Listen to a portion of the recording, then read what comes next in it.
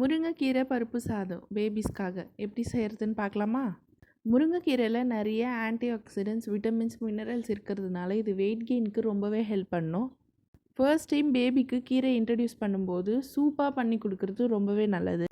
ஒரு குக்கரில் ஒரு ஸ்பூன் ஆயில் இல்லைனா கீ விட்டு சூடானதுக்கப்புறம் சீரகம் போட்டு பொரிஞ்சதும் சின்ன வெங்காயம் கட் பண்ணி வச்சதும் சேர்த்துக்கலாம். வெங்காயம் நல்லா வதங்கினதுக்கப்புறம் பாதியாக கட் பண்ணி வச்சுருக்கிற தக்காளியை சேர்த்துக்கலாம். ஒரு 3 பல் பூண்டு, பச்சை மிளகா சேர்த்துக்கிறேன். உங்களுக்கு வேணான்னா நீங்கள் ஸ்கிப் பண்ணிக்கலாம். இதெல்லாம் ஒன்றா மிக்ஸ் பண்ணிவிட்டு ஒரு கைப்பிடி முருங்கைக்கீரையை சேர்த்துக்கலாம். முருங்கைக்கீரை வதங்கி கலர் மாறினதுக்கப்புறம் அரிசியும் பருப்பையும் சேர்த்துக்கலாம். கொஞ்சமாக சால்ட், சீரகத்தூள், மஞ்சள் தூள் எல்லாமே சேர்த்து நல்லா மிக்ஸ் பண்ணிவிட்டு கொஞ்சமாக மிளகுத்தூள் சேர்த்து தேவையான அளவு தண்ணி விட்டு குக்கரை மூடி 4-5 விசில் விட்டு எடுத்தால் கீரை பருப்பு சாதம் தயார்.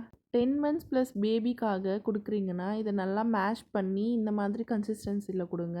இந்த மாதிரி யூஸ்ஃபுல் வீடியோஸ்க்கு என்னோடய பேஜை ஃபாலோ பண்ணிக்கோங்க.